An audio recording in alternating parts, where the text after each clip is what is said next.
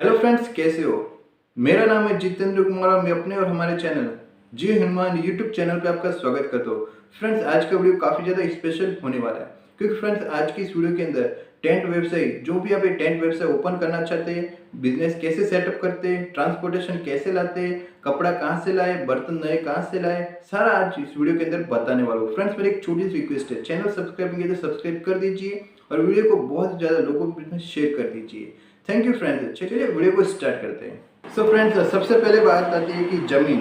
तो फ्रेंड्स, यदि आप एक मिडिल क्लास फैमिली से बिलोंग करते हैं तो मैं आपको बताना चाहता हूँ कि यदि आपके पास अच्छा सा फाइनेंशियल सपोर्ट नहीं है तो मैं आपको सबसे पहले यही सलाह देता हूँ कि आप नया जमीन ना खरीदिए, क्योंकि टेंट हाउस बिजनेस यदि आपका नया है, उसको सेटअप करने के लिए आपको कम से कम, यदि नया जमीन भी लेते हो तो कम से कम आपको 20 से 30 लाख रुपए, यदि गांव के अंदर जमीन लेना है तो 20 से 30 लाख रुपए लगता है, और यदि शहर के अंदर लेना हो तो कम से कम इसका बजट आपका 50 लाख से भी ऊपर जाता है, जो आम इंसान के लिए इतना अफोर्डेबल नहीं रहता है। तो आज मैं आपको यही सलाह देना चाहता हूँ कि यदि आप मिडिल क्लास फैमिली से स्टार्टअप कर रहे हैं, क्योंकि स्टार्टअप हमेशा सक्सेसफुल नहीं होता फ्रेंड्स, लेकिन हम एक जिगर वाले इंसान की तरह यदि इस बिजनेस को चलाना चाहे तो लॉन्ग टर्म के द्वारा आप इसे अच्छी इनकम जनरेट कर सकते हैं, क्योंकि हर इंसान यही चाहता है कि उसके बिजनेस से अच्छा है कि रेवेन्यू उसको मिले। तो फ्रेंड्स, मेरी यही आशा रहती है कि हर सपोर्टर, हर यूट्यूबर के अंदर जो भी यहाँ पे बंदा आता है मैं उसको सपोर्ट करते रहता हूँ, उनको गाइडेंस देता रहता हूँ। तो फ्रेंड्स, यहाँ पे देख सकते हो कि आप नया जमीन न लें, क्योंकि यदि आपका नया सेटअप है तो आप कम से कम बजट वाले किराए वाला जमीन ले लीजिए। कम से कम किराए के अंदर आप कम से कम ऐसा नहीं कि 20 या 30 फुट का आप जमीन लें, कम से कम 100 बाई 100 का आप गोदाम जरूर लें, और एक ही गोदाम लें, क्योंकि ज़्यादा गोदाम लोगे तो फ्रेंड्स आपका ट्रांसपोर्टेशन बहुत ही ज़्यादा हो जाएगा। वहाँ से ट्रक घुमाना, यहाँ पर ट्रक घुमाना, और ट्रक के अंदर पहले कौन सा सामान डालना, यदि पुराने वाले गोदाम के अंदर आपका बिस्तर पड़ा है वो नीचे आएगा तो ऊपर कौन सा पलंग आएगा, तो ये आपको बहुत ही ज़्यादा यहाँ पर महंगा पड़ सकता है। इसके लिए मेरे फ्रेंड्स से सलाह ये है कि आप एक ही गोदाम रखिए और वही गोदाम रखें, और इसके अंदर पूरा आपको क्या करना है, टीन शेड बना देना है। तो फ्रेंड्स, यदि आपकी खाली जमीन है तो टीन शेड बनाने में कम से कम आपका खर्चा आएगा 1.5 लाख रुपया। तो फ्रेंड्स, सबसे पहले आपको यही करना है कि गोदाम के अंदर सबसे पहले व्यवस्था आपको टीन शेड बनानी है। टीन शेड के अलावा आप यदि कपड़ा वगैरह खींचते हो तो बारिश के दिनों में बहुत सारी प्रॉब्लम हो सकती है, और आपने इतना महंगा सामान जो खरीदा है वो आपका वेस्टेज हो सकता है। तो ध्यान रखिए, आप जो सामान ले रहे हो उसकी सुरक्षा और हिफाजत के लिए आपको टीन शेड बनवाना जरूरी है। उसका खर्चा मात्र आपका 1 से 1.5 लाख रुपए तक आएगा, वो आपका इन्वेस्टमेंट हो गया, क्योंकि आप इसे टीन शेड को कहीं दूसरी जगह शिफ्ट करते हो यदि आप गोदाम को खाली करना चाहते हो। तो फ्रेंड्स, इसका कॉस्टिंग ज़्यादा नहीं आएगा, क्योंकि यदि आप 20 या 30 लाख का माल रखते हो तो उसके अंदर 1 लाख रुपए का सेफ्टी वाला खर्चा भी आपको करना जरूरी हो जाता है। दूसरी बात ये कि जो गोदाम का जो गेट होता है वो बहुत ही ज़्यादा मजबूत होना चाहिए, क्योंकि गोदाम के अंदर अक्सर ऐसा देखा गया है कि कोई ना कोई यहाँ पे रात के अंदर कोई ना कोई डकैती चोरी हो जाती है, तो आपको क्या करना है, गेट भी मजबूत लगा देना। ऐसा नहीं कि लोहे का गेट लगा दिया उसके कबाड़ वगैरह ऐसे खुले पड़े, तो ऐसा कभी आपको नहीं करना है, क्योंकि गोदाम के अंदर प्रवेश करते ही आपको यहाँ से सबसे पहले जो मेन गोदाम का जो गेट होता है वो बहुत ही ज़्यादा मजबूत होना चाहिए। ये सेफ्टी की दूसरी बात होगी। इसका कॉस्टिंग मैंने आपको बता दिया, 1.5 लाख तो आपका टीन शेड का चला गया और 10,000 आपका रेंट का चला गया। 1,60,000 का गोदाम के आपको खर्चा करना है। आपको रेंट के ऊपर ही गोदाम हमेशा लेना है, नया आपको कभी नहीं खरीदना है, क्योंकि नया लेने जाओगे तो फ्रेंड्स आपको 40 लाख रुपए 30 लाख रुपए तक आपका खर्चा आ जाएगा, जो बहुत ही ज़्यादा कॉस्टली होता है। तो फ्रेंड्स, ये हो गया पहला पार्टीशन, यानी जमीन कैसे लेना है। तो फ्रेंड्स, अभी दूसरे पार्टीशन की ओर बढ़ते हैं। दूसरा पार्टीशन ये आता है कि ट्रांसपोर्टेशन। सबसे पहला प्रॉब्लम होता है कि फ्रेंड्स आपको ट्रांसपोर्टेशन कैसा करना है। तो ट्रांसपोर्टेशन के लिए खुद का गाड़ी लाए या किराए का गाड़ी लाए। तो सब फ्रेंड्स में जो भी टेंथ व्यवसाय और जो भी बंधु यहाँ पर देख रहे हैं वो मिडिल क्लास फैमिली से बिलोंग करते हैं, क्योंकि मेरे सारे यूट्यूबर हैं तो उन्होंने नया स्टार्टअप खोलने के लिए बहुत सारी मेहनत करते हैं कि फ्रेंड्स कहाँ से ये स्टार्टअप करें।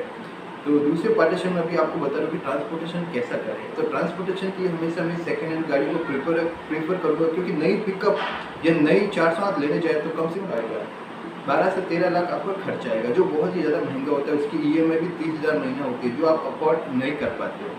क्योंकि फ्रेंड्स, मैं भी उन दौर से गुजरा हुआ हूँ, क्योंकि हम भी एक टाइम में बहुत ही ज़्यादा स्ट्रगल कर रहे थे। अभी हमारा सेटअप आप देख सकते हो कि मेरे बहुत सारे वीडियोज़ हैं, उसके अंदर जो भी टेंट हमने लगाए वो कम से कम बहुत ही ज़्यादा लाखों के अंदर प्राइस के अंदर है। तो ये बहुत सारी मेहनत का नतीजा है कि हम इतने 35 ईयर्स यानी 35 साल से हमारा टेंट हाउस चल रहा है, तो उसके अकॉर्डिंग ये हमारा सेटअप अभी तक हुआ है। तो फ्रेंड्स, आपको मैं नहीं कहूँगा कि आप ज़्यादा बजट के अंदर स्टार्टअप करें। तो सेकेंड हैंड आपको हमेशा पिकअप में प्रीफर करता हूँ, या फिर टाटा 407। टाटा 407 यदि सेकेंड हैंड में लाते हो तो आपका कम से कम कॉस्टिंग रहेगा 3 लाख रुपया, और यदि सेकेंड हैंड पिकअप लेके आते हो तो 3 लाख उसका भी कॉस्टिंग रहेगा। यानी 1,60,000 आपका ज़मीन का हो गया और 3 लाख आपका ट्रांसपोर्टेशन का हो गया। आपको किराए की यानी दिन के लिए मजदूरी वाली कोई भी ऐसी गाड़ी नहीं लानी है कि दिन का 2,000 उनको रुपये देना पड़े, क्योंकि आपका महीने का बजट उसमें भी 50,000 रुपये चला जाएगा। आपको खुद की गाड़ी हमेशा परचेज करनी है, क्योंकि खुद की गाड़ी लाने के बाद आपको हमेशा वो फ्री टाइम रहेगा कि किसी भी टाइम हमें माल को अपलोड और अनलोड कर सकते हैं। वरना फिर क्या रहता है कि जब हम किराए के 400-500 रुपये दिन के प्रतिदिन के आप भाव से लेके आते हो तो उनको हमेशा ये घाई रहती है कि उनको दूसरा किराया भी करना होता है, तो आपसे उलझ जाते हैं। तो आपको ऐसा नहीं करना, क्योंकि टेंट हाउस में कभी भी समय की पाबंदी नहीं होती। हर समय आपको यही लगता है कि ये गाड़ी यहाँ पे जानी चाहिए, दूसरा माल खाली हो रहा है तो वहाँ पे लगनी चाहिए। तो ये दूसरा पहलू हो गया। ये 2 आपको पार्टीशन बता दिए। तीसरा ये आता है कि टेंट के अंदर, टेंट व्यवसाय के अंदर सबसे बड़ी चीज़ होती है लाइटिंग व्यवस्था। तो तीसरा पॉइंट मैं आपको लाइटिंग के ऊपर बता रहा हूँ। तो लाइटिंग के अंदर कितना खर्च लगता है, तो आपको सबसे पहले मैं बताना चाहता हूँ कि जो जयपुर के अंदर डाइंग और टेंट वर्क है, तो उनके यहाँ पर सेकेंड हैंड वस्तुएं भी अवेलेबल रहती है। तो बहुत सारा माल सेकेंड हैंड भी नहीं लाना चाहिए, वो भी गलत है। परंतु आपको कोई भाई बंधु जो टेंट हाउस से जुड़े हुए हो, उनको कोई माल बेचना है तो आप सेकेंड हैंड माल प्रीफर कर सकते हो, क्योंकि रेपुटेटेड लोगों से माल लिया हुआ आपका हमेशा काम आएगा और कम भाव में मिलेगा। यानी लाइटिंग के लिए जनरेटर लगता है, तो जनरेटर में कहता हूँ कि सेकेंड हैंड लेके आए, क्योंकि सेकेंड हैंड जनरेटर इतने खराब नहीं होते, क्योंकि आप किसी अच्छे व्यक्ति से लेके आओगे, रेफरेंस वाले व्यक्ति से लेके आओगे तो वो अच्छा ही माल आपको देगा। किसी एरे गहरे से आपने यदि जनरेटर लिया तो आपका हमेशा नुकसान ही होगा, क्योंकि जनरेटर हमेशा बंदोली और कहीं भी आप देख सकते हो कि हमेशा जनरेटर खराब होते ही रहते हैं। कोई ना कोई उसमें कुछ ना कुछ प्रॉब्लम होता रहता है, जैसे डीजल टैंक फट गया वगैरह। तो आपको हमेशा मैं सही सलाह देना चाहता हूँ कि जनरेटर हमेशा नया लाएं, या किसी अच्छे इंसान जिसको आप जानते हो उन्हीं से जनरेटर लें, क्योंकि ये सबसे मेन इंपॉर्टेंट होता है, जनरेटर ही होता है अपने पूरे टेंट हाउस के अंदर। उसी के अंदर हमारा पैसा कटता है पार्टी के द्वारा, कि आपका जनरेटर बंद हो गया था, 1 लाख के अंदर ये पूरा काम लिया था, आपको सिर्फ यहाँ पर 25,000 रुपये मिलेगा, क्योंकि हमारा जनरेटर बंद हो गया था। तो जनरेटर की आपको सबसे पहले आपको ध्यान रखना है कि सेकेंड हैंड लाए, लेकिन अच्छे व्यक्ति से लाए, लेकिन मैं प्रीफर करता हूँ कि नया ही लाए। तो ये हो गया तीसरा पार्टीशन, यानी जनरेटर का हो गया 1.5 लाख रुपया। तो फ्रेंड्स आपको मैंने 3 चीज़ें बता दी। अब ये लाइटिंग व्यवस्था, तो लाइटिंग का भी मैंने बता दिया कि अच्छे व्यक्ति से सेकेंड हैंड लेके आइए, अदरवाइज नया ला सकते हो। तो इसका सेटअप करने में आपको कम से कम 3 या 4 लाख रुपया लाइटिंग व्यवस्था के अंदर चला गया। तो 3 पॉइंट यहाँ पे मैंने बता दी। अभी है चौथा पॉइंट है टेंट। तो टेंट कैसे लाए, नवरत्न लाए या पुराने शामियाने लाए? तो फ्रेंड्स मैं सबसे पहले प्रेफर करूँगा कि जो यहाँ पे जो लेटेस्ट अभी ट्रेंडिंग चल रहा है, जो जयपुर डाइंग वगैरह यहाँ पे चलते हैं, तो उन्हीं से कांटेक्ट कीजिए, अच्छा माल वो देते हैं। कहीं अरे गहरे व्यक्ति से मत लीजिए, क्योंकि टेंट हमेशा, तो फ्रेंड टेंट की हमेशा एक उम्र होती है कम से कम 6 साल। यदि आप लूज क्वालिटी या खराब मटेरियल वाला सस्ता वाला लेके आते हो तो उसकी कम से कम एज होती है 1 से 1.5 साल के अंदर, वो पुराने भी हो जाते हैं, फट जाते हैं, उसका रिपेयरिंग कॉस्ट बहुत ही ज़्यादा होता है। यदि आप 15 बाई 15 का टेंट ले रहे हो तो थोड़ा उसमें 500 रुपये किसी अच्छे दुकान वाले से जाए तो जाने दीजिए, क्योंकि टेंट की हमेशा उम्र होने से उसमें मेंटेनेंस कम आता है। एक टेंट को सिलने के लिए यदि आप जाओगे तो उसका कम से कम दिन का एक बंदा 1000 रुपये लेता है। तो आपको ऐसा नहीं करना है, टेंट लेना है लेकिन महंगा लो, लेकिन आपको कम से कम उसमें ऐसा नहीं कि फटा हुआ कहीं से पुराना मटेरियल ले लिया, क्योंकि हमेशा टेंट हवा के द्वारा फट जाते हैं। तो आपको अच्छी दुकान से लेना, किसी अच्छे डाइंग या टेंट वर्क से लेना जो आपको यहाँ पे ड्यूरेबल हो सके। तो टेंट का व्यवसाय का आपका यहाँ पे हो गया टोटल बजट कॉस्ट 2 लाख रुपये। तो ये चौथा पॉइंट मैंने यहाँ पे कंप्लीट कर दिया। अभी आते हैं 5वें पॉइंट की ओर। तो 5वां पॉइंट अभी मैं आपको बता रहा हूँ कि रथ।